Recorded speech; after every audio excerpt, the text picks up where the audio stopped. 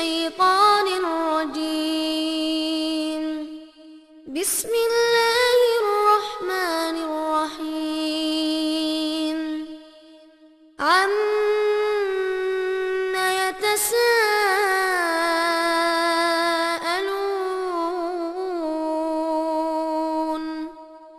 عن النبأ العظيم الذي هم فيه مختلفون كلا سيعلمون ثم كلا سيعلمون ألم نجعل الأرض مهادا والجبال أوتادا وخلقناكم أزواجا وجعلنا نومكم سباتا وجعلنا الليل لباسا وجعلنا النهار معاشا وبنينا فوقكم سبعا شدادا ஹாஸ்பிடலும் கூடுது இருக்கிற டாக்டர்மார் காணாது. இதுக்கு முந்தி இந்த தாயத்தும் இந்த ஈஸ்மும் தான் நோயை குணப்படுத்தி இருந்தது, அவுலியாக்கள் இருந்தது. இந்த வஹாபிகள் வந்து தான் கெடுத்து போட்டான்னு சொல்லுவோமே, இந்த கிசுமும் அசிமாவும் நோயை சரியா குணப்படுத்தி இருந்தால் இந்த டாக்டர் இந்த ஹாஸ்பிட்டல் டாக்டர் எல்லாம் கூடியிருக்குமா? இதுகள் செல்லுபாடு இல்லை என்பதால் தான் கூடியிருக்கிறது, இன்னும் கூட போகிறது. அய்யூப் அலைஹிஸ்ஸலாம் இன்னொரு நபியை பற்றி அல்லாஹ் சொல்கிறான். அவர் இறைவனால் சோதிக்கப்பட்டவர். இறைவன் அவருக்கு கடினமான நோயை கொடுத்திருந்தான். அவருடைய உடம்பில புழு வந்தது. அவருடைய நாவும் அவருடைய உள்ளத்தையும் தவிர மற்ற எல்லாம் அழுகி போய்த்தான் புராணம் இருக்குது. அது ஆகாது. அந்த அளவுக்கு நபியை சோதிக்கவில்லை. அது தௌராத் இஞ்சில்களில் இருந்து திருப்பப்பட்டு அரபு கிரந்தங்களில் வந்தது. அதை இமாம் இப்னு கஸீர் ரஹ்மத்துல்லாஹ் இந்த இப்ராஹிம் அய்யூப் அலைஹிஸ்ஸலாத்தின் நோயை பற்றி பேசுற போது தஃப்சீர் இப்னு கஸீர்ல இந்த சம்பவங்களை எல்லாம் சொல்லிவிட்டு சொல்லுகிறான், இதுவெல்லாம் இஸ்ராயலியத்தை சேர்ந்தது. அதாவது யூத கிறிஸ்தியர்களுடைய அந்த வேத புத்தகங்கள் இருந்து அவர்கள் கூட்டி குறைச்ச அந்த வேத புத்தகங்கள் இருந்து இஸ்லாத்துக்குள் செறியப்பட்டது, ஆதாரபூர்வமானது அல்ல என்று சொல்லி இருக்கிறார். ஆனால் சுருக்கமான கடினமான நோய் இருந்தது. அவர் துஆ கேட்கிறார்.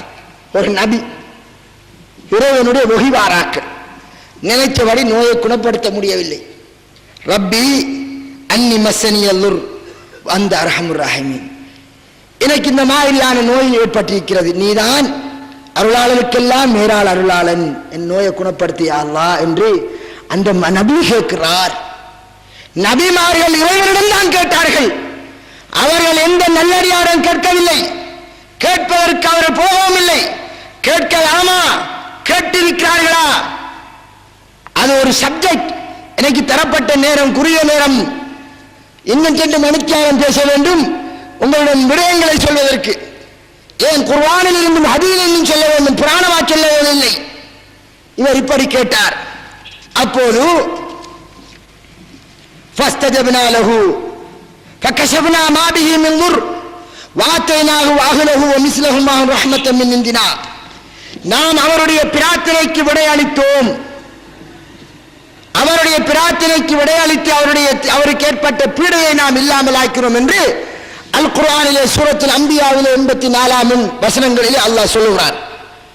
அன்பிற்குரிய சகோதர நபிமார்கள் அவர்கள் நினைத்தபடி எதையும் செய்ய முடியவில்லை. இறைவனிடம் பிரார்த்தித்து அல்லது இறைவனின் கட்டளை வந்த பின்னாலே தான் செய்தார்கள். அவ்வாறுதான் செய்ய இறைவனின் கட்டளை. ஈசா அலைஹிஸ்ஸலாம் அவர் இறந்தவரை உயிர்ப்பித்தார் என்று சொல்கிறோம். அவர் என்ன தான் நினைத்தபடி உயிர்ப்பித்தாரா? இல்லை, அவரால் அவ்வாறு உயிர்ப்பிக்க முடியாது. அதையும் அல்லாஹ் தஆலா குர்ஆனிலே சொல்கிறான். இஸ்மாயில் ஈசா அலைஹிஸ்ஸலாம் அவர்கள் அவர் இறந்தவரை உயிர்ப்பித்ததும் பிறவி குருடர்களை சுகப்படுத்தியதும் அதையெல்லாம் செய்யும் போது சொல்வார், உப்ரியுல் அக்மா வல் அப்ரஸ பிஇذنில்லாஹ், அல்லாஹ்வின் கட்டளையினால் நான் சுகப்படுத்துகிறேன். இறைவன் செய்யுமாறு சொன்னான், இறைவன் கட்டளையிடுவான். அது அவர்கள் கொடுத்த அற்புதம். அற்புதங்களை இறைவன் வழங்கினான் நபிமார்களுக்கு. அந்த அற்புதம் செல்லுபடியாவதற்கு நபிமார் நினைத்தபடி செய்வதல்ல, இறைவன் கட்டளையிட வேண்டும். இறைவனுடைய கட்டளை வேண்டும். இப்ராஹிம் அலைஹிஸ்ஸலாம் நெருப்பில் விழுந்தார், தூக்கி போடப்பட்டது. அவர் நெருப்பாகத்தான் அதை கண்டார். விழும்போது இறைவனின் கட்டளை வந்தது, கூனி பர்த வஸலாமா. மூசா அலைஹிஸ்ஸலாம் கல்லிலே அடிக்கிறார், பிளந்தது, நினைத்தபடி அடிக்கவில்லை. ஃபல்ரிப் பிஅஸாக்கல் ஹஜர், கல்லிலே அடி என்று இறைவன் கட்டளையிட்டான், தண்ணீரை அடி என்று கட்டளையிட்டான். இவ்வாறு இறைவன் சொல்லுவான், அவர்கள் செய்தார்கள். அதுதான் அவர்களுக்கு அற்புதமாக கொடுக்கப்பட்டது.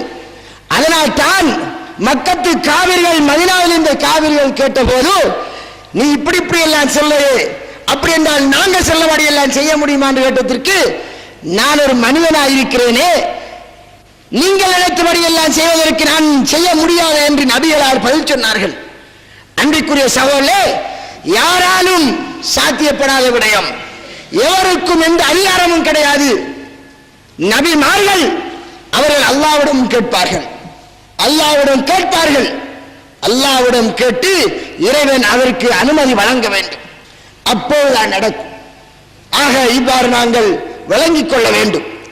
கப்சாக்கள் புராணங்களை கலைப்பதற்கும் விளக்கம் சொல்வதற்கு நேரம் போதாது. ஏனென்றால் குர்ஆனில் உள்ள விடயங்களும் சம்பவங்களும் வசனங்களும் எங்களுக்கு ஓதி காண்பிக்கப்படவில்லை, மறக்கடிக்கப்பட்டிருக்கிறது. அதனால் தான் நான் குர்ஆன் வசனங்களை எடுத்து எடுத்து சொல்கின்றேன். இவ்வாறு அன்பிற்குரிய சகோதரர்களே, அவுலியாக்களிடம் போய் கேட்பார்கள். என்னவை கேட்கிறார்கள்? அவுலியாக்கள் கேட்டு வாங்கி தருவார்களாம். அவுலியாக்கள் கேட்டு வாங்கி தருவார்கள். இதான் நம்பிக்கை அல்லாஹ்விடம். அதுக்கு 2 உதாரணம் சொல்வார்கள். அந்த காலத்தில் இதுவரை சொல்லிக்கிறார்கள். நாம் ஒரு ஜனாதிபதி கிட்ட நேரடியாக கேட்கலாமா? மினிஸ்டரை பிடிச்சி தானே கேட்கணும். அடே, நான் ஜனாதிபதி, எனக்கு தெரியும் தான் நான் மினிஸ்டரை பிடிக்கணுமா? ஜனாதிபதி நான் நல்ல ஃபிட்டு, நான் பிடிக்கணுமா? தேவையில்லை, நேரடியாக கேட்கலாம். ஒன்று, ஜனாதிபதியை கேட்பதற்கு மினிஸ்டரை ஏன் பிடிக்கணும்? என்னை பற்றி ஜனாதிபதிக்கு தெரியாது. அதான் அவர் மினிஸ்டர் செல்வார், நம்முடைய கட்சிக்காரர் பார்த்து நீங்க தான் ஹெல்ப் பண்ணணும். இவர உதாரணப்படி வருகிறேன். நம்முடைய கட்சிக்காரர் கடினமாக உழைத்தவர், கட்சிக்காக நீங்க பார்த்து ஹெல்ப் பண்ணுங்க, இவருக்கு ஒரு தொழிலை போட்டு கொடுங்க என்றால் போட்டு கொடுப்பார். சரி, ஜனாதிபதிக்கு என்னை பற்றி தெரியப்படுத்த வேண்டிய தேவை இருக்கிறது. நாட்டில் உள்ள எல்லோருக்கும் ஜனாதிபதியை தெரியும், ஜனாதிபதிக்கு மூல முடுக்குள்ள வைக்கிறார்கள் எல்லாம் தெரியாது, பெரிய பெரிய தலைகளை மட்டும்தான் தெரியும். இது மாதிரித்தான் அல்லாஹ்வும் என்றால் அல்லாஹ்வை எவ்வளவு கீழ்த்தரமான முறைக்கு உதாரணம் காட்டுகிறான். அட பாவிகள், இந்த உதாரணம் பொருந்தமா? இறைவனுக்கு இவங்களை பற்றி தெரியாதா? ஜனாதிபதிக்கு அவருக்கு என்னன்னு தெரியாது. இறைவனுக்கு இந்த நாட்டில் உள்ள உலகத்தில் உள்ள இந்த வானம் பூமி இந்த அண்டாசாரம், கடலிலே ஆழ்கடலிலே இருளிலே கரும் மலையிலே ஓடக்கூடிய கட்டெரும்பின் சத்தத்தையும், உலகத்தில் அண்டாசாரங்களில் இருக்கக்கூடிய அனைத்தின் விடயங்களையும், அனைத்து படைப்பினங்களின் உள்ளங்களில் ஊசலாடக்கூடிய ஊசலாட்டங்களையும் எதுவிதமான வேறுபாடுதல் என்று சமமாக ஒரே நேரத்தில் அறிகின்ற ஆற்றல் பெற்ற அல்லாஹ்விற்கு என்னை பற்றி செல்வதற்கு ஒருவன் தேவை என்று சொன்னால் அல்லாஹ்வின் அறிவை இதைவிட கேவலப்படுத்துவதற்கு என்ன உதாரணம் இருக்கிறது? இவர்கள் இறைவனை மதிப்பதாக சொல்லி இறைவனை கேவலப்படுத்துகிறார்கள். அந்த உதாரணத்தை வழங்கிக் கொள்ளட்டும். ஜனாதிபதிக்குத்தான் ஆள் தேவை, காரணம் அவர்களுக்கு தெரியாது, மனிதர்கள். இன்னொரு உதாரணம் சொல்வார்கள். ஒரு ஜட்ஜு கிட்ட நேரடியாக பேசலுமா? லோயர் வச்சு தானே பேசணும். அது பிரிட்டிஷ் கவர்மெண்ட் ரூல்ஸ்ல, இஸ்லாமிய கோட்ல அப்படி இல்லை. அதே முதல் பிழை. இஸ்லாமிய சட்டப்படி ஒரு ஜட்ஜ் என்றால் அவரிடம் பிரச்சனைக்குரிய 2 பேரும் நேரடியாக தான் பேசுறது உண்டு. உதாரணம் கொண்டு வருகிறார்கள். பிரிட்டிஷ்காரருடைய சட்டப்படி சரி, அதாவது சரியா, அந்த சட்டமாவது சரியா என்று பாருங்கள். ஒரு லோயரை வச்சு பேசணும் ஜட்ஜு கிட்ட. ஏன் பேசணும்? ஜட்ஜுக்கு தெரியாது உண்மையில நடந்தது என்னென்று. தெரியுமா? தெரியா. லோயர் யாரு? 500 காசிக்காக வேண்டி ஒரிஜினல் கொலைகாரனை நிரபராதி ஆக்கிடுவார். உண்மையிலே தெரியும் கொள்ளைக்காரன் கொலை செஞ்சு தெரியும். ஒரு பச்சைத்தாளை காட்டினா நீ கொலை செய்யலன்னு வாதிடுவார்.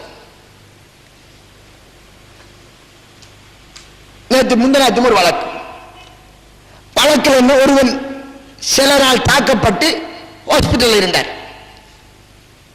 கோர்ட்டில் லோயர் மறுதரப்பு அடிச்ச ஆட்கள் தரப்பு லோயர் பேசுறார். எப்படி சொல்லார்? மோட்டர் பைக்கில் போன ஒரு எக்ஸிடென்ட் பட்டு போட்டு அவருக்கு யாரெல்லாம் கோபமோ அவர்கள்லாம் அடிச்சதாக எண்டி போட்டீங்க. அப்பட்டமான முழுமையான கலப்பில்லாத 24 கரப்பை இந்த பொய்யை சொல்லலாம். தெரிய அவருக்கும் தெரியும். ஏன்னா லோயர் கேட்பார், உண்மையில நீங்க அடிச்சீங்களா? நடந்துட்டு நான் சொல்லபடி நீங்க சொல்லணும், அடிக்கல என்று நீங்க சொல்லிக்கிறீக்கணும், அப்பதான் வெல்லலாம். இப்படி 100 ரூபாய் காசிக்கு 200 ரூபாய் காசிக்கு 1000 ரூபாய் காசிக்கு கொலைகாரனை நிரபராதி ஆக்கி நிரபராதியை கோர்ட்டு இதுக்கு அனுப்புற. அதுக்கு வாதிடக்கூடியவர்கள் இவர்கள் யாருக்கு உதாரணமாம்? இந்த அவுலியாக்களுக்கு உதாரணமாம். அவுலியாக்களும் பிடித்தாரா? நீங்க கொடுக்கிற ரூபாய் காசிக்காக, இந்தியால போற 10 ரூபாய் காசிக்காக குடியாரனை அல்லாஹ் இவன் ஒரு புனிதமான மனிதன், ஒரு புனிதமான மனிதர் என்று அல்லாஹ்விடத்தில் வாதாட அல்லாஹ்க்கு மட்டும் தெரியாதானே? நம்முடைய ஆள் கட்சிக்காரர் அவுலியா பேசுறாரு, எனவே அல்லாஹ் உண்மையாக்கும் என்று, எனவே நல்ல மனிதனுடைய தேவை நிறைவேற்றுவோம் என்று ஒன்றும் தெரியாத ஜட்ஜை போன்று முடிவெடுப்பான் என்று அல்லாஹ்வை நீங்கள் உதாரணம் காட்டுவது மகாபெரும் பாவம் இல்லையா? இது அப்பட்டமான வெட்ட வெளிச்சமான இறைவனை கேவலப்படுத்துகின்ற ஒரு தன்மை இல்லையா? நடந்தது நடந்து கொண்டிருப்பது நடக்கப் போவதை முக்காலத்தை சமனாக அறிந்த அல்லாஹ்விற்கு ஒருவரை பற்றி அவுலியாக்கள் லோயர்மாரை போன்று பொய்யான முறையில் சொல்வார்கள் என்ற மாதிரியாக போற இந்தியால போற காசிக்கு செல்ல மாதிரி சொல்வார் என்ற மாதிரி சொல்றதில்லை சகோதரர்களே. இது எவ்வளவு பெரிய கேவலமான உதாரணம். இன்னும் இதை சொல்லிக் கொண்டிருக்கிறார்கள். அந்த ஜட்ஜி முடிவெடுப்பார். எப்படி முடிவெடுப்பார்? இந்த 2 லோயர்மாரில் யார வாதாட்டம் தனக்கு நியாயமாப்பட்டதோ அதை வச்சு முடிவெடுத்து கொலைகாரனை நிரபராதி ஆக்கி சும்மா எங்கே இருந்தவனை 25 வருஷம் ஆயுள் தண்டனை கொடுத்து அனுப்பி போட்டுவார். இப்படித்தான் அல்லாஹ் இந்த மாதிரி கேவலமாக கருதுகிறீர்களா? இந்த உதாரணம் ஒரு மகாபெரும் பிழை இல்லையா?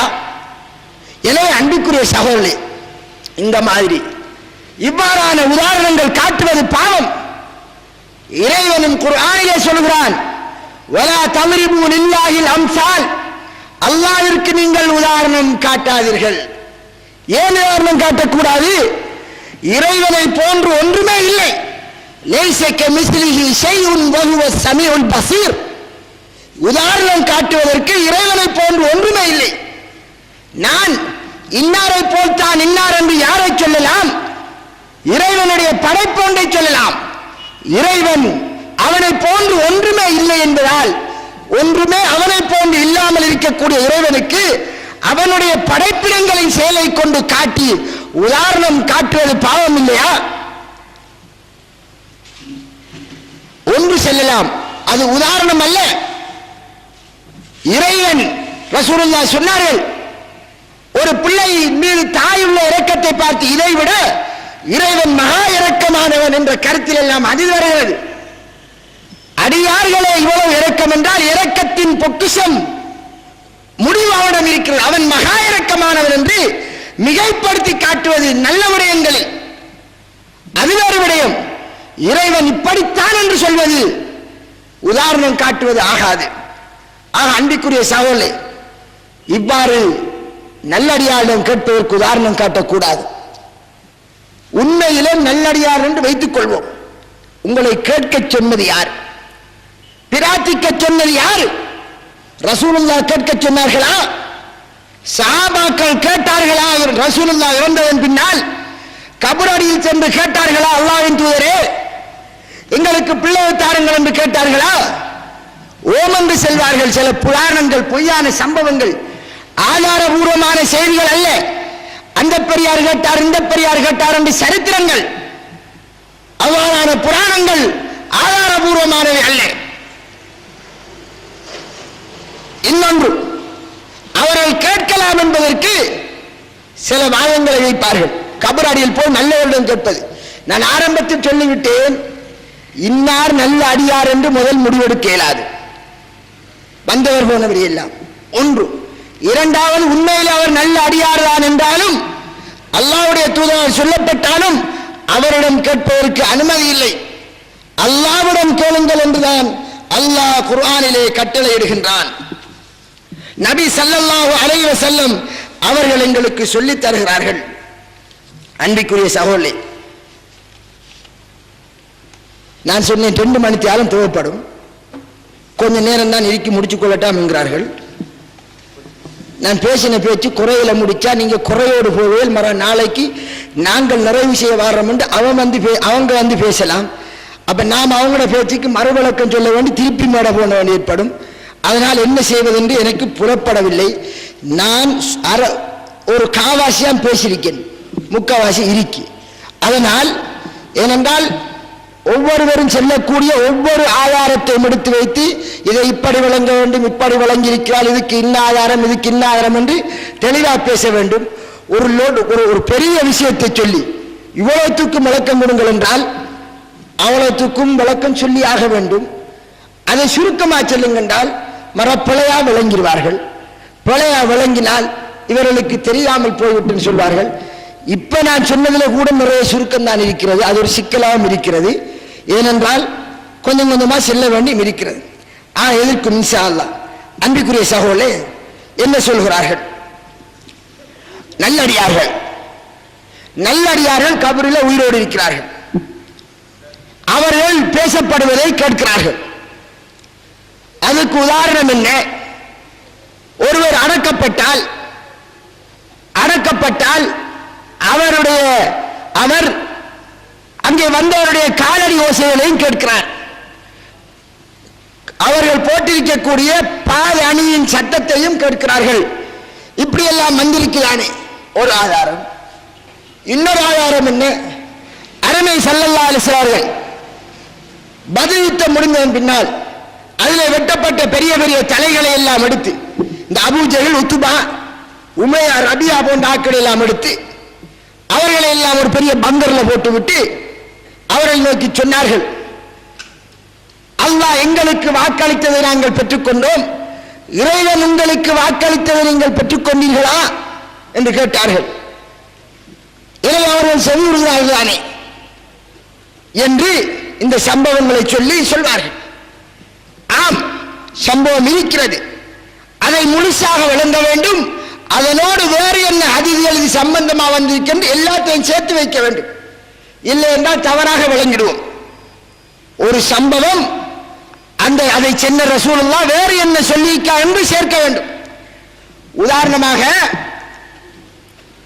போலீஸ்காரன் மாறார், எனக்கு ஒரு ரிப்போர்ட் எடுக்க, என்ன ஒரு மேடர் ஒன்று நடந்துட்டு, மேடர் நடந்த உடனே அன்சார் தான் அதுக்கு சாக்கி என்று சொல்லியாச்சு.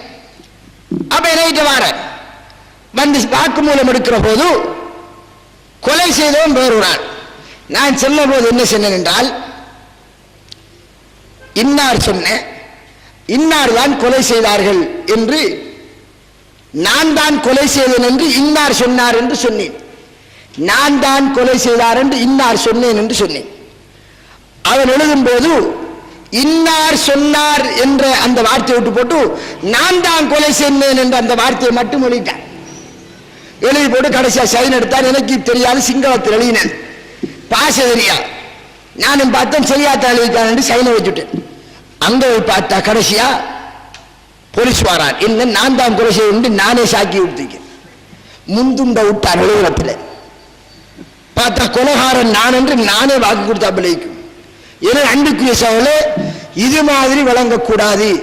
அது மாதிரி விளங்கியதால் தான் எங்களுடைய சமுதாயம் கபர் அடிகளிலே தஞ்சம் போகிறது. இன்னொரு அநாகரிகங்களை செய்கிறது. எங்களுடைய ஊர்களில் இருந்தும் இந்த காலத்தில் ஊரில் இருக்கிற பிள்ளைகளுடைய உரசன காணத்துக்கா இங்கேயும் உரசனத்துக்கு வராங்க. இந்த சீசன்ல என்னத்துக்கு வரார்கள்? ஒரு 10 பொம்பளைகள் 2 ஆட்டாவில் வரைக்கும் காப்பு வாங்க வரார்கள். சீசனம் அக்கரப்பத்தில் காப்பு இல்லையா, மாலை இல்லையா, அதுக்கு ஆம்புலன்ஸ் கூட்டிக்கு வர்றது. நாங்கள் அங்கே சென்னோம், நீங்க நிறுத்துங்கள், இது பாவம், உங்களோட பிள்ளைகளோட உரசனத்துக்கு அங்க 4 பேர் வருவார். உரசிற நிகழ்ச்சி நடக்குது. அங்க பௌத்த மக்களுக்கு ஒரு பொசன் ஒன்று இருக்கு. நம்முடைய ஆட்களுக்கும் அப்படி ஒன்று இல்லாத குறைய நிவர்த்தி செஞ்சாப்பில் இருக்கின்ற போறையில் இந்த வேலை பார்க்கணும். உங்க தங்கச்சோட இன்னும் உரசுற அளவுக்கு நடக்காதப்பா, அதுக்கு வழிவகுக்காது. பெண்கள் ஆண்கள் என்று சங்கமாகுவதை முதலாவது எல்லா சமுதாயம் ஒத்துக்கொண்ட பாவம்.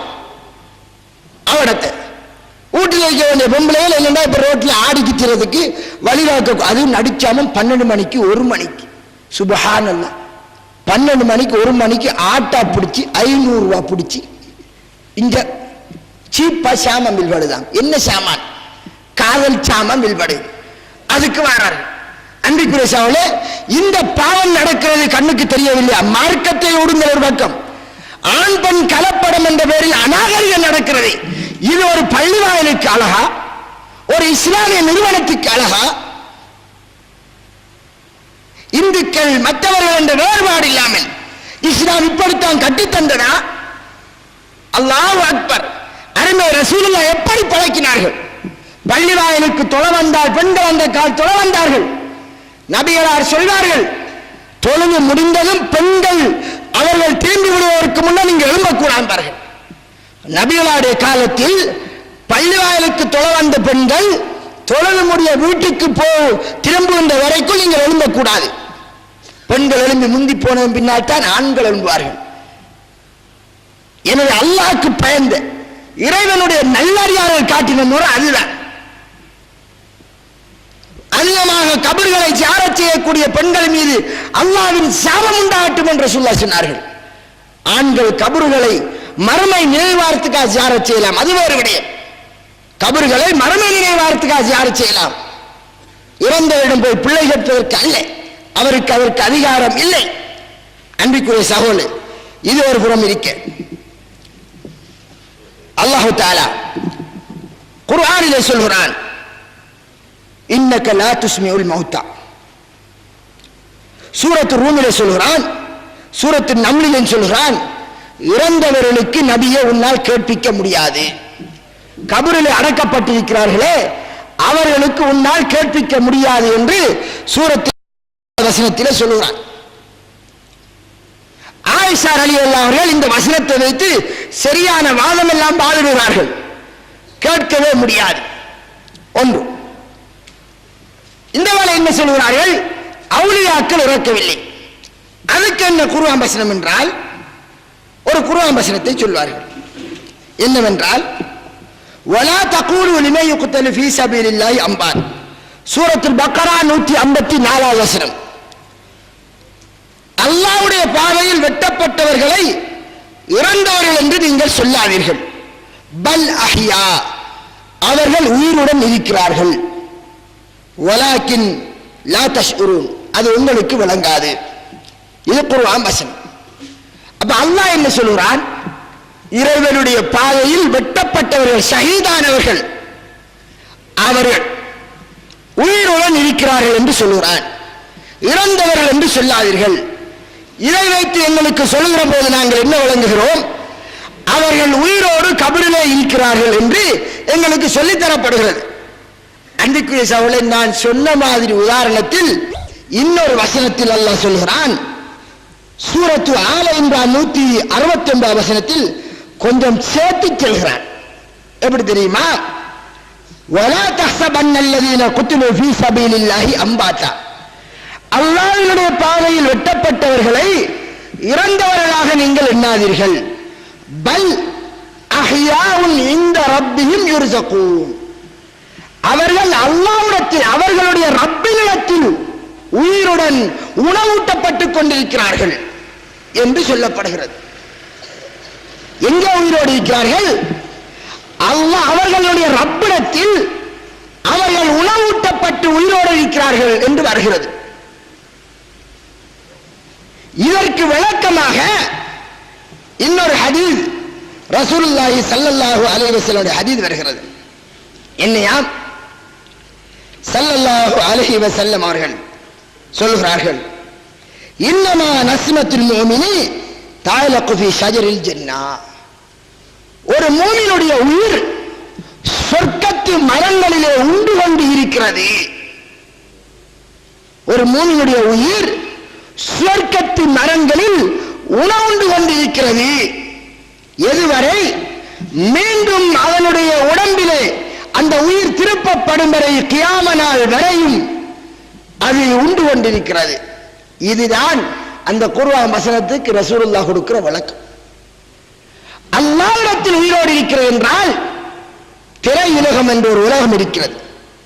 இந்த உலகம் இரண்டாவது வமின் வராஇஹிம் பர்ஸஹுன் இலா யௌமி யுபஅஸூன், கியாம நாள் வரை நாங்கள் எழுப்பப்படும் வரை, பூமியிலிருந்து சென்றதன் பின்னால் இடையில உள்ள பர்ஸஹுடைய உலகம், திரையுலகம், அதைத்தான் நாங்கள் மன்னரை வாழ்க்கை என்கிறோம். இந்த மன்னரை வாழ்க்கையிலே ஒருவர் அடக்கப்பட்டு விட்டார் என்று வைத்துக் கொள்வோம். அடக்கப்பட்டு விட்டால் அவருக்கு கேள்வி கணக்கும் கேட்டு முடிக்கப்பட்டு விட்டால் எப்படி வருகிறது? புகாரியில் வருகிறது. அல் அப்து, ஒரு மனிதன், ஒரு அடியான், அவனுடைய கபரிலே அவனை வைக்கப்பட்டு அவனை மையத்தை கொண்டு வந்தவர்கள் திரும்பி போனதன் பின்னால் போகின்ற போது அவனுக்கு கேட்குமாம், அவர்கள் போகின்ற பாலனையினுடைய சத்தமும் கேட்கும். விட்டுப்பட்டு போகிறார்களே என்றவனுக்கு விளங்கும். அந்த நேரம் உயிரை திருப்பி கொடுக்கப்படுகிறது. அவரை வைத்து அவருக்கு கபரிலே வைத்து விட்டு போகிற போது அவருக்கு உயிர் கொடுக்கப்படுகிறது. எதற்காக? கேள்வி கணக்குக்காக. அப்போது அத்தாகு மலக்காணி, இரண்டு மலக்குமார்கள் வந்து அவரை ஈர்ப்பாட்டி சொல்வார்கள், இந்த மனிதர் ரசூலுல்லாஹி ஸல்லல்லாஹு அலைஹி வஸல்லம் அவர்களை சுட்டிக்காட்டி, இவர் விடயத்தில் நீ என்ன சொல்கிறாய்? ஒரு மூமின் சொல்வான், அல்லாஹ்வுடைய தூதரும் அவருடைய அடியாரும் என்று சொல்வான். அப்போது அவனுக்கு நரகத்தை காட்டி ஒரு காற்று காட்டுவான். நீ ஈமான் கொண்டதன் காரணமாக இந்த நரகத்திலிருந்து தப்பிக்கொண்டாய், உனக்கு அல்லாஹ் சொர்க்கத்தை தந்திருக்கிறான் பகரமாக என்று சொல்லப்படும். ஒரு காஃபிர் அல்லது ஒரு முனாஃபிக் அவன் கேட்கப்படும் போது அவன் சொல்வான், லா அதிரி, எனக்கு தெரியாது, மக்கள் சொல்வதையே நானும் சொல்லிக் கொண்டிருந்தேன் என்பான். அதற்கு பின்னால் இரும்பினால் ஆன பயங்கரமான ஒரு அடி அவனுக்கு அடிக்கப்படும், பெரிய ஒரு சுத்தியல் மாதிரி ஒன்றால். அதனால் அவன் பெரும் சத்தம் போடுவான், மனித ஜின்னை தவிர மற்ற எல்லாம் செவிரும் என்று புகாரி வரக்கூடிய சஹீஹான ஹதீஸ். இது ஒரு ஹதீஸா? இந்த ஹதீஸ் பக்கம் இருக்கட்டும். இன்னும் என்ன வருகிறது? கேள்வி கணக்கு முடித்ததன் பின்னால் மூமினுக்கு சொல்லப்படும், நம் கனௌமத்தில் அரூஸ், புது மாப்பிள்ளையை போல தூங்கும். ஃபர்ஸ்ட் நைட் சந்தோஷமா பொண்டாட்டியோட இருந்தா மனம் எவ்வளவு நிறைவாக இருக்கும், அந்த சந்தோஷத்திலே தூங்கிடுவார். தூங்கினால் எப்ப எழும்புவார் தெரியுமா? அவர் உயிர் எங்க வைத்து?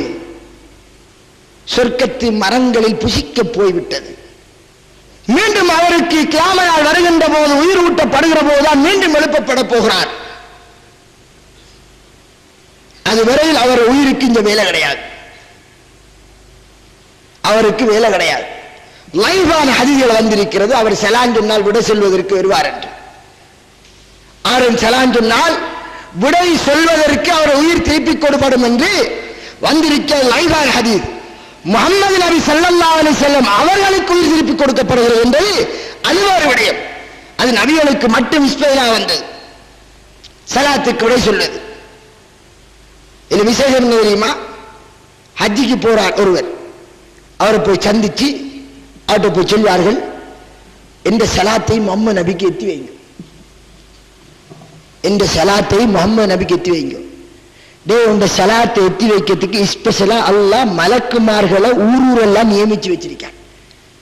அஸ்ஸலாமு அலைக்க ஐயுஹன் நபி, நீ தொழுகையில செல்லலாம், உங்க சலாம் அங்க ஆட்டோமேட்டிக்கா ஃபிளெக்ஸை விட வேகமா, இமெயிலை விட வேகமா மலக்குமார் மூலமாக அங்க போய் சேருது.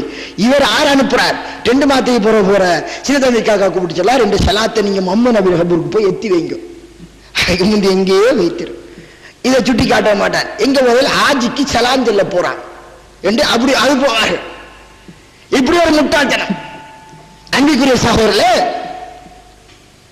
ஸல்லல்லாஹு அலைஹி வஸல்லம் அவர்கள் எங்களுக்கு சொல்லுகிறார்கள், மூமினுடைய உயிர் சொர்க்கத்து மரங்களில் உலாவிக் கொண்டிருக்கிறது. காவிர் பாவி என்கிறவன் அவர்களுடைய உயிர்கள் எல்லாம் அல்லாஹ் குர்ஆனிலே சொல்கிறான், அவர்கள் இறைவனுடைய தண்டனைக்கு ஆளாக்கப்பட்டு வயலில் முத்தஃபிதீன் என்ற சூறாவிலே அவர்களுடைய உயிர்கள் எல்லாம் ஒன்று சேர்க்கப்படுகிறது. அங்கே வேதனை செய்யப்பட்டுக் கொண்டிருக்கிறார்கள். கபரிலே ஒரு பக்கம் வேதனை நடக்கிறது, அவர்களுக்கு வேதனை நடக்கிறது. உயிர் அங்கே முழுமையா உயிரோடு அவருக்கு இருக்கிறார் என்றால் அது பாவியான ஒருவராகத்தான் இருப்பார். பாவியான ஒருவருடைய உயிர் தான் அங்கே தண்டனை கொடுக்கப்படுகிற போது அங்கே இருக்கிறது. ஒரு மூமினுடைய உயிர் அங்கே கிடையாது. அப்துல் காதர் ஜீலானி ரஹ்மத்துல்லாஹி இந்த ஹதீஸை வைத்து பார்ப்போம். அவர் அவுலியா என்று வைத்துக் கொள்வோம், நல்ல மனிதர். அப்ப அவர் எங்க இருப்பார்? அவர் உயிர் எங்க இருக்கும்? சொர்க்கத்து மரத்திலே உலாவிக் கொண்டிருக்கும்.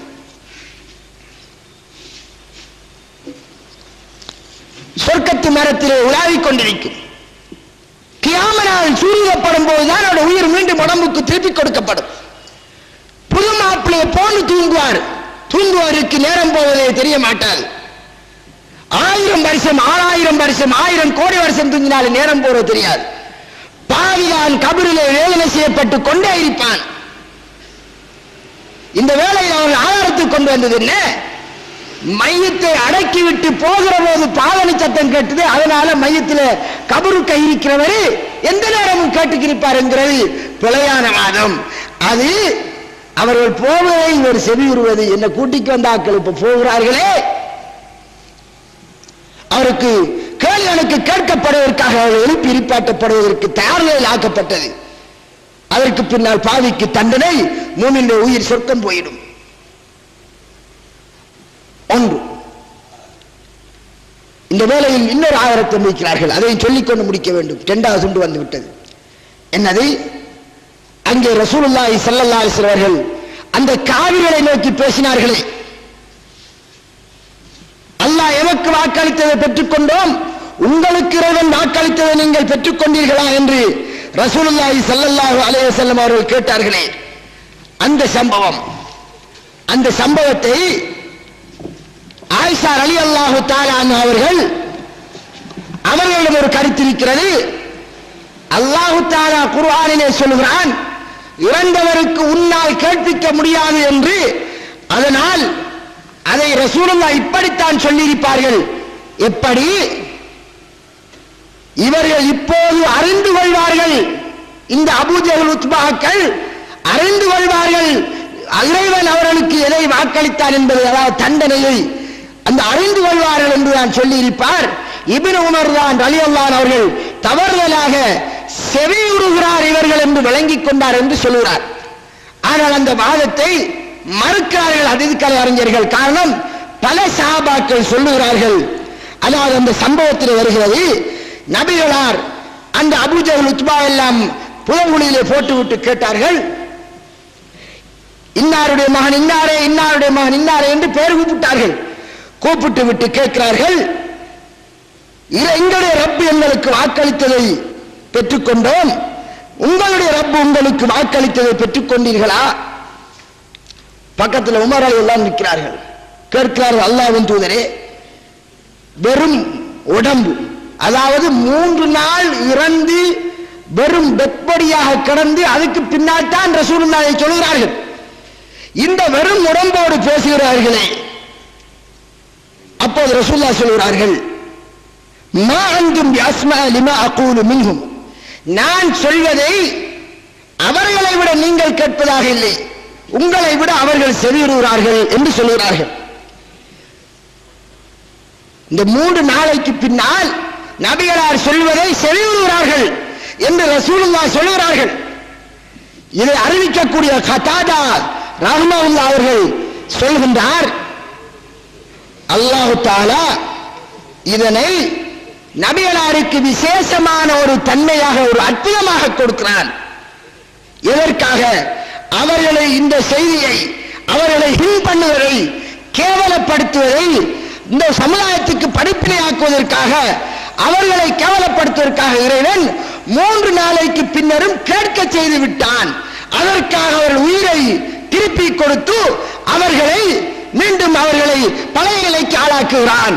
இது நபிகளாருக்கு கொடுக்கப்பட்ட அற்புதம் என்று அவர் இது அறிவிக்கக்கூடிய கதாதா ரஹ்மத்துல்லாஹி அவர்கள் இந்த ஹதீஸின் பின்னணியில் அதன் கருத்தை சொல்கிறார்கள். அன்பிற்குரிய சகோதரர்களே, குர்ஆனிலே அல்லாஹ் இறந்து போனவர்களை உன்னால் செவியுற செய்ய முடியாது என்று சொல்கிறான். அல்லாஹ் நாடினால் யாருக்கும் செவியுற செய்யலாம். அல்லாஹ் நாடினால் செவியுற செய்கிறான் என்பது அவன் நாடினான். அதனால் 3 நாளைக்கு மேல் அவர்களை உயிர்ப்பித்து செவியுற செய்கின்றான். செவியுற செய்யக்கூடிய அளவிற்கு ஆக்கினான். ரசூலுல்லாஹ் சொன்னார்கள், ஆனால் அவர்கள் விடையளிக்க மாட்டார்கள். செவி உருவார்கள், ஆனால் விடையளிக்க முடியாத நிலை. நான் இப்போது சொல்வதை அவர்கள் செவியுறுவார்கள் என்று நபிகள் அதை தனக்கு மட்டும் காசான குறிப்பான விஷயமாக சொல்கிறார்கள். ஒன்று. இன்னொரு வாதத்திற்கு அவர்கள் காவிர்கள், அவர்களுக்கு தண்டனை நடந்து கொண்டே இருக்கிறது. மூமினானவன் என்றால் அவனுடைய உயிர் எங்கே இருக்க போகிறது? காவிர் தான் இவ்வாறு செவியுறத்திற்கு வாய்ப்பிருக்கிறது. மூமினுக்கு அந்த நிலை கிடையாது. அவர் தூங்கிக் கொண்டே இருப்பார். புது மாப்பிள்ளை, அவருக்கு கியாம நாள் வரும் வரை ஒன்றுமே தெரியாது. எழும்புவார். எழும்பினால் தட்டிக்கிட்டு எழும்பினால் அங்கே அவருக்கு ஒரு சொற்ப நேரம் தூங்கினால் போல இருக்கும். பாவி இருக்கிறானே காவிர், இறைவனுடைய தண்டனைக்கு அவன் ஆளாக்கப்பட்டு அந்த கபருடைய வேதனைக்கு ஆளாக்கப்பட்டிருப்பதால் அவன் முழிச்சிருக்க வாய்ப்பிருக்கு என்று சொன்னால், ஏன் அடி இடி உதை நெருப்படி விழுந்து கொண்டிருக்கும், கண்ணுக்கு நமக்கு தெரியாது, கத்துவார்கள், கதறுவார்கள். இப்படி விளங்க வேண்டியதை அந்த காவிர்களுக்கு நடந்த சம்பவத்தை கொண்டு வந்து அவுலியாக்கள் செவியுறுவார்கள். அதனால் கேட்கலாம், செவியுற்றுவார்கள் என்று ஒரு வாதத்துக்கு வையன், நீ அவருடைய பிள்ளையை கேட்கலாம் என்றதுக்கு என்ன ஆதாரம்? அவர்கள் திரையுலகத்தில் இருக்கிறார்கள். ஆக அன்பிற்குரிய சகோதரர்களே, இதனை நான் இத்தோடு முடித்துக் கொள்கிறேன். என்னுடைய அடுத்த நிகழ்ச்சியில் இன்ஷா அல்லாஹ் இதில் உள்ள குறைகளை நிறைகளை இன்னெல்லாம் நீங்கள் விட்டு விட்டீர்கள் என்று சொன்னால் அப்போது இன்ஷா அல்லாஹ் அடுத்த நிகழ்ச்சியில் தெளிவாக பேசிக்கொள்ளலாம். அல்லது இதற்கு இன்னொரு பதில் நிகழ்ச்சி நடத்தினால் தயவு செய்து அந்த கெசட்டை கொண்டு தாருங்கள். நானும் பலதரம் கேட்டேன், இந்த போன தடவை பேசின கெசட்டை கொஞ்சம் தாருங்கோ, அவங்க என்னத்தை பேசுறாங்கன்னு கேட்டு அதுக்கு நான் பதில் சொன்னத்தான் ஞாபகம் இருக்கும் என்று கேட்டேன். நாங்கள் எவ்வளவு ட்ரை பண்ணி உங்களுக்கு கெசட் தரமாட்டோம் என்று சொல்லிட்டார்கள் என்று சொன்னார். ஆனால் நாங்கள் பேசுகிற கெசட்டை நீங்கள் தாராளமாக கொடுங்கோ, அவங்க கேட்கட்டும், பதில் சொல்லட்டும், அடிபிடிக்க கூடாது, அது ஆகாது. நான் ஆரம்பத்தில் சொன்னேன், அவர்கள் இதுதான் மார்க்கம் என்று நினைத்திருப்பதால் செய்கிறார்கள். அவர்களுக்கு நாம துஆ கேட்போம், யா அல்லாஹ் குர்ஆனை தெளிவாக வழங்கக்கூடிய பாக்கியத்தை கொடுப்பாயாக என்று, ஹதீஸை தெளிவாக வழங்கக்கூடிய பாக்கியத்தை கொடுப்பாயாக என்று. ஏசி பேசி பேசுறது அர்த்தம் இல்லை, அது கூடாது என்பதை கூறி முடித்துக் கொள்கிறேன்.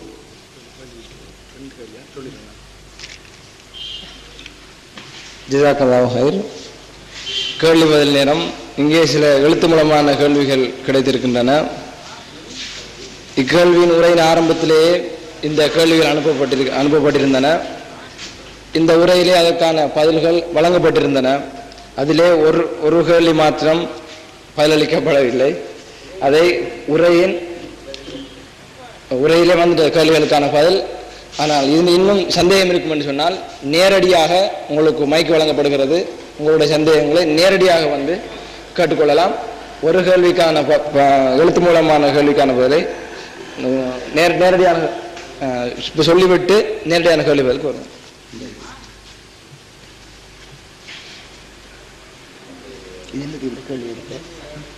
இந்த கேள்வி என்ன எடுத்து யார் எடுத்தது?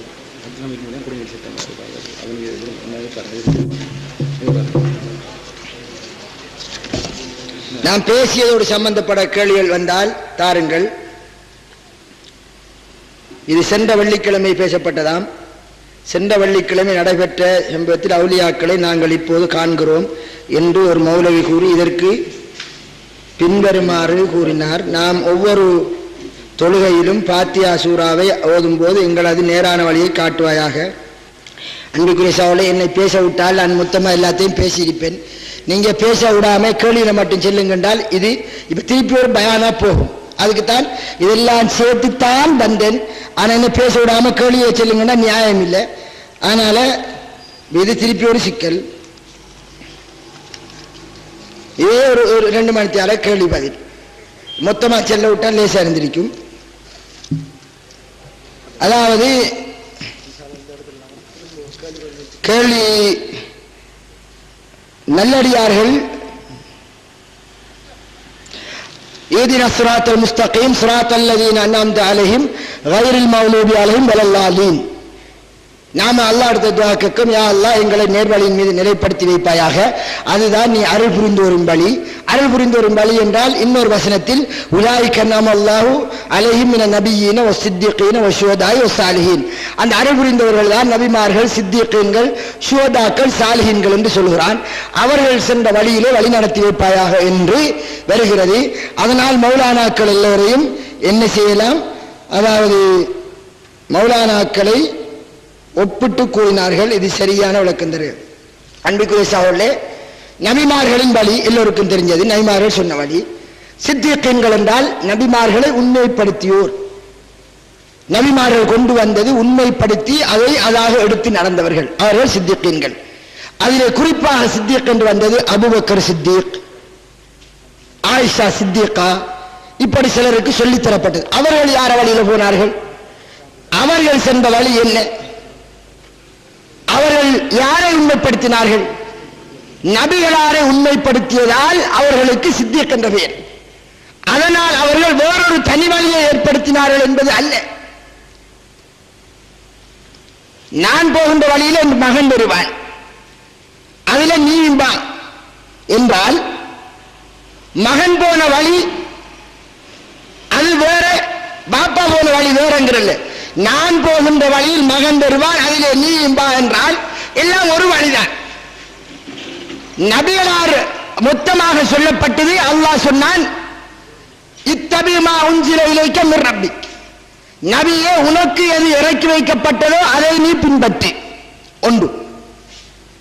இன்னொரு வசனத்தில் இத்தபிஉ மா உன்சில இலைக்கும் மிர் ரப்பிக்கும் வலா தத்தபிஉ மின் தூனிஹி அவுலியா, உங்களுடைய ரப்பிடமிருந்து எது இறக்கி வைக்கப்பட்டதோ அதை நீங்கள் பின்பற்றுங்கள், வஹியை. அதை விடுத்து அவுலியாக்களை பின்பற்றாதீர்கள். குர்ஆன் வசனம். அல்லாஹ் இறக்கி வைத்ததை பின்பற்றுங்கள், அதை விடுத்து வேறு எந்த அவுலியாக்கள், பொறுப்புதாரிகள், நேசர்களை பின்பற்றாதீர்கள். எனவே அல்லாஹ் இறக்கி வைத்ததை நபிக்கு பின்பற்றுமாறு சொன்னான்.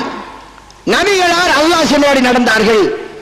நபிகளார் சொன்னபடி சித்திகீன்கள் என்று நபிகளாரை உண்மைப்படுத்தி நடந்தார்கள். அடுத்த ஷுஹதாக்கள், நபிகளார் கொண்டு வந்த மார்க்கத்தை நிலைநாட்டுவதற்காக உயிர் கொடுத்தவர்களை ஷுஹதாக்கள் என்கிறோம். நபிகளார் கொண்டு வந்த மார்க்கப்படி நடந்த ஒவ்வொரு மூலியையும் சாலிஹீன்கள் என்கிறோம். மொத்தத்தில் நபி வழி நடந்தவர்கள் அனைவரும் சாலிஹீன்கள். அந்த நபி வழி நடந்த நல்லவர்கள் கூட்டத்தில் என்னையும் சேர்த்தருவாயாக என்றால் சாலிஹீனாக என்னையும் ஆக்கிவை, மொத்தத்தில் நபிகளாரை பின்பற்றியவன் ஆக்கிவை என்று தவிர மௌலானாமார் என்று தனிய ஒரு வழி உண்டாக்கினால் அந்த வழி புலையான வழி, அது நபி வழி ஆகாது. அதற்கு எந்த ஆதாரமும் இல்லை. நான் சொன்னேன், இது ஒரு தனி சப்ஜெக்ட், குறைஞ்சது பண்ணவர் வேணும். ஏனென்றால் அவர்கள் ஆதாரம் கொண்டு வருவார்கள். அந்த ஆதாரங்களை கொண்டு வந்து சொன்னேன் பின்னால் இன்ஷா அல்லாஹ் தேவையென்றால் அடுத்த சப்ஜெக்டில் இன்ஷா அல்லாஹ் பேசும். சுருக்கமாக எந்த ஆதாரமும் அல்லாஹ்வுடைய தூதர் சரியான ஒரு மொழியை உருவாக்கிய வழியாக இருக்காது. அவர்கள் சரியான ஹதீஸை கொண்டு வந்தார், லைவான செய்தியை கொண்டு வந்திருக்கலாம். நான் எடுத்து வந்தேன். இந்த 3 பேப்பர் 4 பேப்பர்ல தனிய இதை பற்றியே வருகிறது வந்த சம்பவங்கள். உதாரணத்துக்கு எடுப்போம், சொன்னால் தான் விளங்கும்.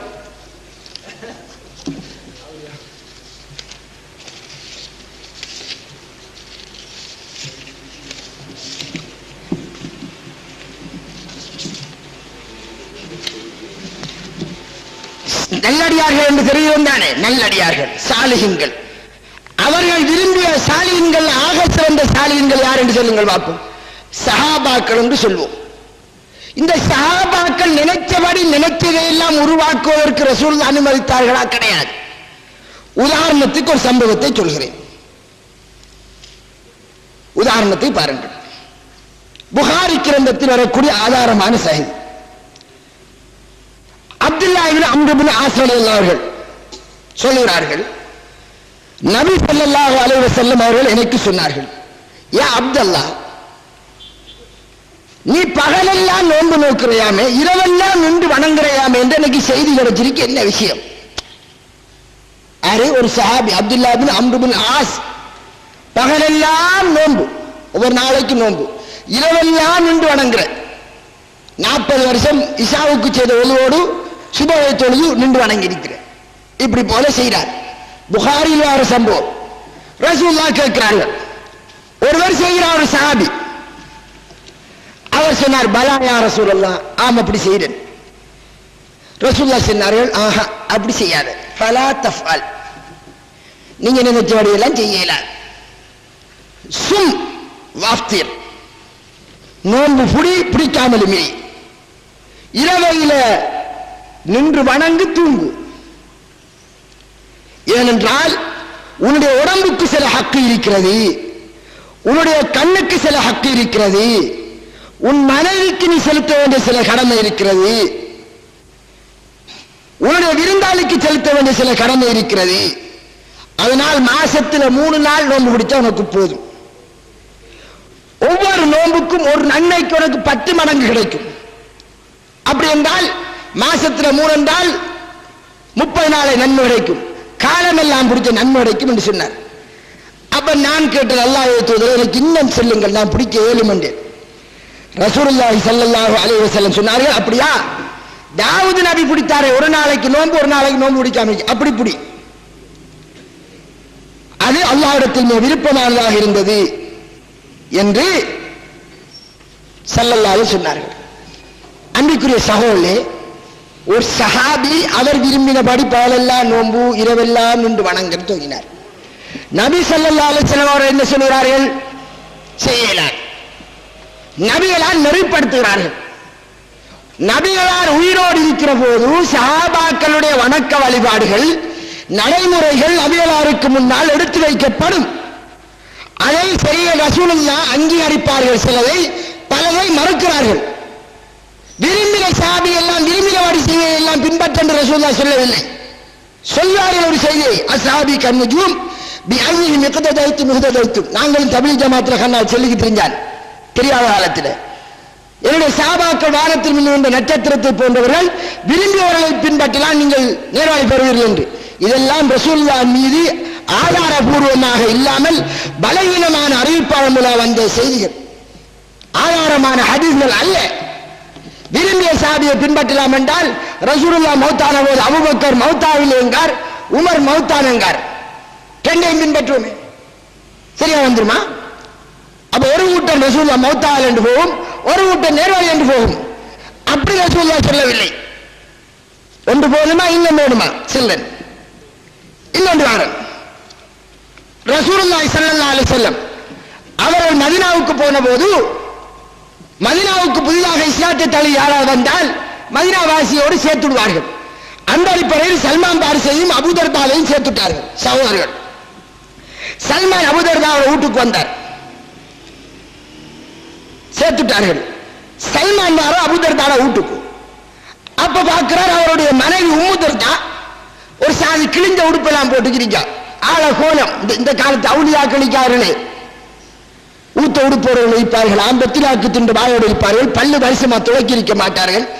ரசூலுல்லாஹி ஸல்லல்லாஹு அலைஹி வஸல்லம் அவர்கள் வாயில வாசம் வந்தாலே பள்ளிக்கு வரலாம் என்று விரட்டி விட்டேன், வெங்காய வாசம் வந்ததுக்கு. அவர்களுடைய முரசி கரையின் அளவுக்கு பல்லை துறக்குமாறு ஜிப்ரீல் சொல்வாராம். யாருக்கு? முஹம்மது நபிகளுடைய வாயை விட உங்களுடைய வாய் சுத்தமா? அவருக்கே பல்லு துளக்கிட்டான். வீரவாய துளக்காட்டி எப்படி இருக்கும் யோசிச்சு பாருங்க. அது அவுலியாக்களா மணக்குமா? வாயை வச்சு பாருங்க, அப்ப மணக்குதாண்டு. அருமை ஸல்லல்லாஹு அலைஹி அவர்களுக்கே துளக்குமாறு கட்டளை, சஹாபாக்களுக்கு துளக்க சொல்வார்கள். அவர்களால் பெரிய ஒலிமார்கள் நல்லடியார்கள் என்று சொல்வதா இருந்தால், அப்ப இங்க பார்க்கிற உம்மு தர்தா உடுப்பு பார்த்தா சாதி கஞ்சலா இருக்கு. இவர் கேட்டார், புகாரில இப்னு ஹுஸைமாவில் வார சஹீஹான சம்பவம், என்ன நீ இப்படி இருக்காயே? அவர் சொன்னா, உங்களுடைய சகோதரருக்கு உலகத்தில் ஒரு தேவையுமே கிடையாது, முற்றும் திறந்த முனிவர், முற்றும் திறந்த முனிவர். இந்த கேசியல் அந்த காலத்தில் இருந்த ரசூலுல்லாஹ் அவ்வளவு கேசையும் அடியோடு தள்ளி விட்டார்கள். இதெல்லாம் மொத்தமா செல்லணும் என்று வந்தேன், டைம் கிடைக்கல.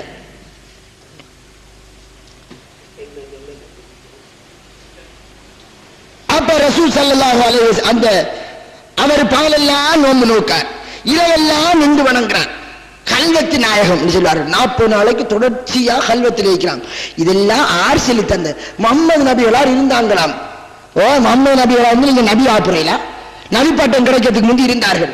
நபி பட்டம் கிடைக்கிறதுக்கு போற நீங்கள் அமீன் சொன்னார்களா? சிலர் சீதனம் வாங்குறதுக்கு ஆதாரமா ஹதிஜா நாயர் சொத்து எடுத்தாங்களா? நபி பட்டம் கிடைக்கிறதுக்கு முந்தி. அதுக்கு ஆதாரம் தரும். எங்க வரார்கள்? நபி பட்டம் கிடைக்கிறதுக்கு முந்தி ஹதிஜா நாயர் சொத்து நான் அழியாம முடிச்சேன். சுப்ஹானல்லாஹ், என்னமா பின்பற்றார்கள் ரசூலுல்லாஹ். அன்பிற்குரிய சகோதரர்களே, மாதிரி அப்ப அபூதர் ரலியல்லாஹு அன்ஹு, அபூதர்தார் ரலியல்லாஹு அன்ஹு அவர்கள் ஊட்ட திருப்பி அவங்க வராங்க. சல்மான் ரலியல்லாஹு அன்ஹு அவர்கள் இருக்கிறார்கள். இவர் வந்த விருந்தாளியை சல்மானுக்கு உணவு கொடுத்தார், சாப்பாடு முன்னு கொடுத்தார், சாப்பிடுன்றார். நீங்க சாப்பிடலாம் கேட்டார், நான் சாப்பிடலன்றார். அவ்வளவுக்கு போடுதல். இவர் சொன்னார், நீ சாப்பிடும் வரையில நான் சாப்பிட மாட்டேன், ஒத்தப்படியில். அப்ப அவர் சாப்பிட்டார். வேற வழியில விருந்தாளி நம்முடைய சகோதரன். இரவுல கடைசி நேரம் வந்தோன்ன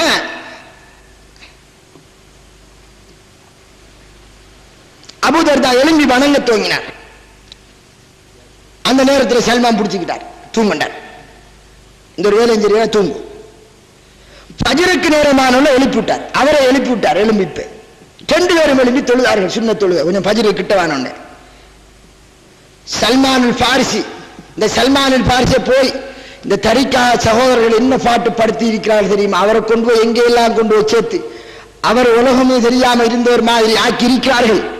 அவருடைய சஹீஹான சம்பவம், சஹீஹ் இப்னு ஹுஸைமாவில் வர ஆதாரமான சம்பவம். நாங்கள் கட்டுக்கதை சொல்ல மாட்டோம், லைவான ஹதீஸை கூட பேசவும் மாட்டோம்.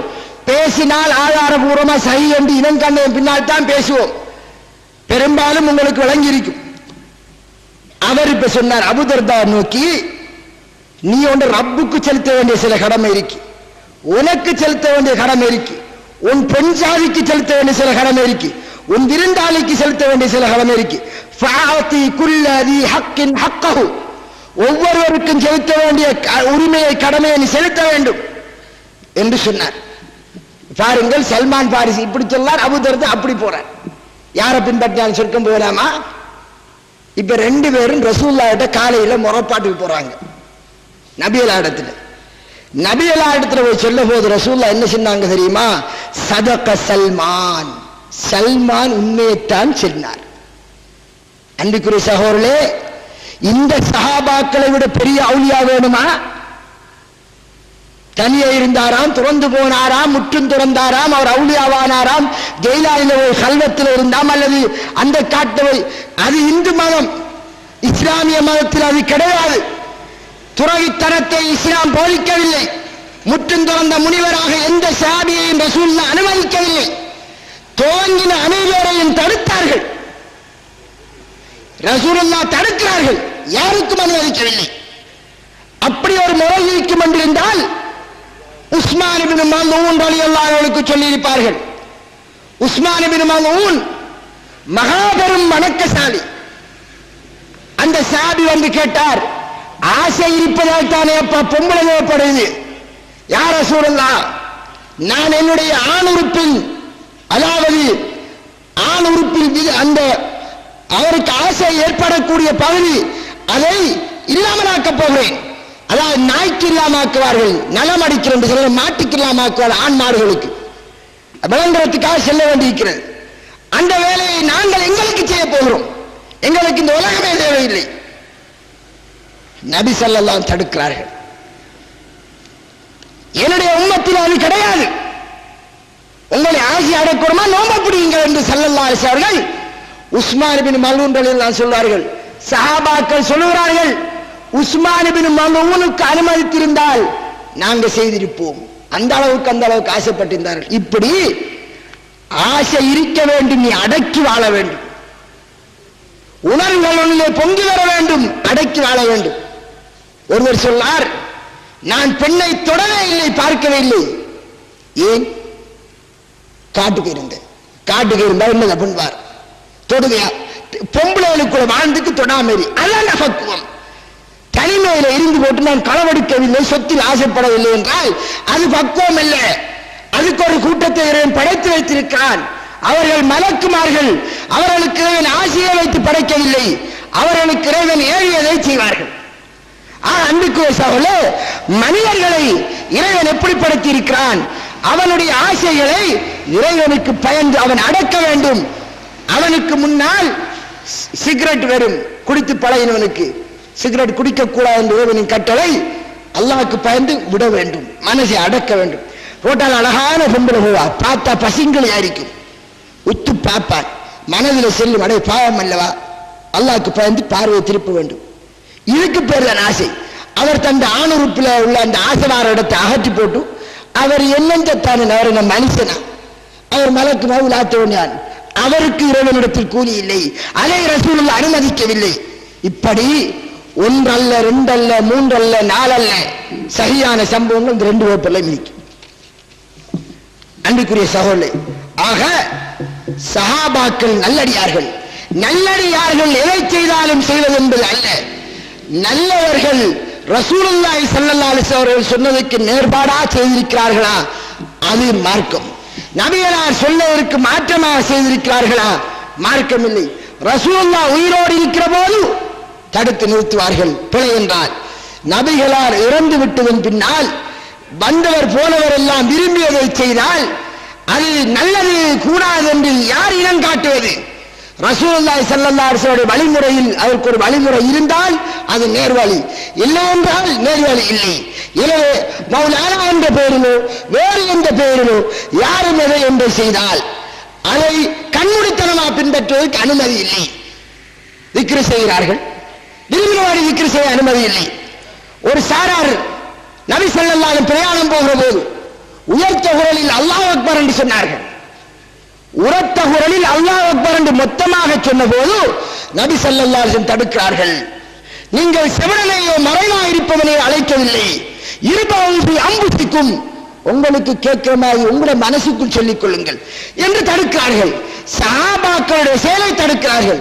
எனவே சகோதரர்களே, சஹாபாக்களுடைய செயலிலேயே நல்லது பொல்லாது என்று ரசூலுல்லாஹ் இனங்காட்டி அனுமதிக்கிறார்கள். உயிரோடு இருக்கிற போது நபிகளார் அனுமதித்தால் அதற்கு பேர்தான் அங்கீகாரம். நபிகளாருடைய அங்கீகாரம் கிடைத்தால் அது சுன்னா, அங்கீகாரம் கிடைக்காவிட்டால் அது பிழை, வழிகேடாகும் என்று கூறி முடித்துக் கொள்கிறேன். இதற்கு பின்னரும் விடை சொல்ல வேண்டும் என்றால் சொல்லிக் கொள்கிறேன். ஆனால் தயவு செய்து விடை சொல்லும் போது என்னை நித்தாட்டிக் கொள்ளப்படாது, நான் விரிவாத்தான் சொல்லுவேன்.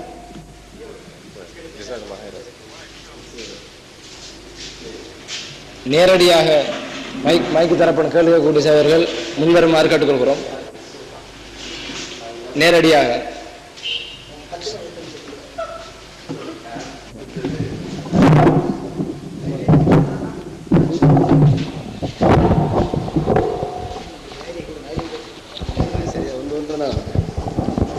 அஸ்ஸலாமு அலைக்கும். சென்ற உரையின் போது ஒளிப்பதிவு செய்யப்பட்ட அந்த நாடாவை உங்களுக்கு தரவில்லை என்று கூறினீர்கள். நாங்கள் எங்களது பொருளாதாரத்துக்கு ஏற்ப அந்த ஒரு ஒளிப்பதிவு நாடாவிற்கு 1000 ரூபாய் பெறுமதி தர வேண்டும் என்று நாங்கள் உங்களிடத்தில் கூறினோம். உங்களில் யாருமே அதற்கு முன்வரவில்லை. யாராவது முன் வந்திருந்தால் நீங்கள் இந்த இடத்திலே வந்து கூறலாம், நாங்கள் தரவில்லை என்று. அப்படி நாங்கள் தரவில்லை என்று ஒருபோதும் கூறவில்லை. அப்படி 100 ரூபாய்க்கு தர வேண்டுமாக இருந்தால் வருகின்ற ஞாயிற்றுக்கிழமை எங்களுடைய ஃபீஸை நாங்கள் பகிரங்கமாக வெளிப்படுத்துவோம். அந்த நேரத்தில் நீங்கள் வந்து 100 ரூபாய்க்கு ஃபீஸை வாங்கலாம் என்று உங்களுடைய தௌஹீத் ஜமாஅத் சகோதரர்களிடத்தில் நாங்கள் பகிரங்கமாக கூறினோம். ஏன், நேற்று கூட இஸ்லாமாபாத்தில் நான் தொழுவிக்குகின்ற இடத்தில் வந்து ஒரு சகோதரர் ஃபீஸை தாங்கள் என்று கேட்டார். நான் சொன்னேன், 1000 ரூபாய் கொண்டு வருவீர்களாக இருந்தால் ஒவ்வொருத்தருடைய பொருளுக்கும் ஒவ்வொரு விலை வைத்திருப்பார்கள். எங்களுடைய பொருளுக்கு நாங்கள் வைத்திருந்த விலை 1000 ரூபாய். தந்தால் ஃபீஸ் தருவோம் என்று கூறினோம். யாருமே முன்வரவில்லை. அதற்காக வேண்டி நாங்கள் பீஸ் தரவில்லை, ஓடி ஒழித்து விட்டோம் என்று நீங்கள் பொருள் கொள்ளக்கூடாது. தயவு செய்து உண்மையை சொல்லுங்கள், விளக்கத்தை மக்களுக்கு கொடுங்கள். அதில் யாருக்கும் தவறு இல்லை. கருத்து சுதந்திரம் கொடுக்கப்பட வேண்டும். ஆனால் சொன்னதை மாற்றி தயவு செய்து கூறாதீர்கள். இந்த இடத்தில் எனக்கு இந்த மைக் தந்த எனது சகோதரர்களுக்கு அதிகமான நன்றிகளை தெரிவித்து விடைபெறுகின்றோம். அஸ்ஸலாமு அலைக்கும். அஸ்ஸலாமு அலைக்கும். கேள்வி கேட்கவில்லை. அவருடைய அந்த கெசட் பீஸுக்கு 1000 ரூபாய் விலை மதித்திருந்தார்கள். உண்மையில் அந்த கெசட் பீஸுக்கு எங்களிடத்தில் 1000 ரூபாய் பொறுமதி அல்ல, அதனால் நாங்கள் வாங்கவில்லை என்று எங்களுடைய பதிலை சொல்லி முடித்துக் கொள்கின்றோம். வாஹர் தாவான அல்ஹம்துலில்லாஹ்.